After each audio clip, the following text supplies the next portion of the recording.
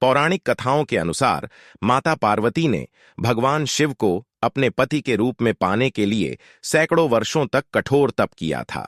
उनकी तपस्या को देखकर देवताओं ने शिवजी से देवी पार्वती की मनोकामना पूरी करने की प्रार्थना की थी।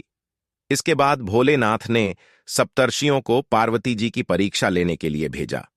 इस परीक्षा के दौरान सप्तर्षियों ने शिव जी के ढेरों अवगुणों को बताते हुए माता पार्वती से शिव जी से विवाह न करने का कहा, लेकिन पार्वती जी अपने निर्णय से टस से मस नहीं हुई। इस पर खुद भोलेनाथ ने माता पार्वती की परीक्षा लेने का निर्णय लिया। माता पार्वती के तप से प्रसन्न होकर शंकर जी उनके सामने प्रकट हुए और उन्हें वरदान देकर अंतर्ध्यान हो गए। कुछ क्षणों बाद ही एक मगरमच्छ ने एक लड़के को पकड़ लिया और लड़का मदद के लिए पुकारने लगा। बच्चे की आवाज सुनकर पार्वती जी नदी किनारे पहुंची और उनका मन द्रवित हो गया। इस बीच लड़के ने माता पार्वती को देखकर कहा कि मेरी न मां है, न बाप, न कोई मित्र ही है। माता आप ही मेरी रक्षा करें। इस पर पार्वती जी ने मगरमच्छ से कहा कि ग्राह इस लड़के को छोड़ दें। इस पर मगरमच्छ ने कहा कि दिन के छठे पहर जो मुझे मिलता है उसे आहार बनाना मेरा नियम है। पार्वती जी के विनती करने पर मगरमच्छ ने लड़के को छोड़ने के बदले में पार्वती जी के तप से प्राप्त वरदान का पुण्य फल मांग लिया। इस पर पार्वती जी तैयार हो गईं।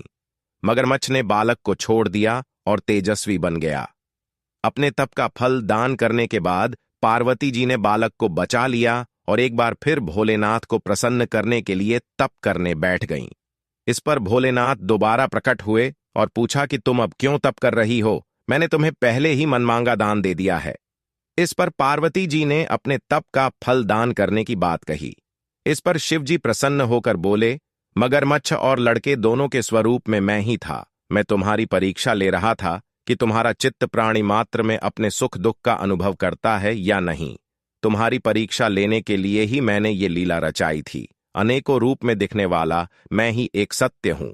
अनेक शरीरों में नजर आने वाला मैं निर्विकार हूं। इस तरह पार्वती जी शिव जी की परीक्षा में उत्तीर्ण हुई और उनकी अर्धांगिनी बनी।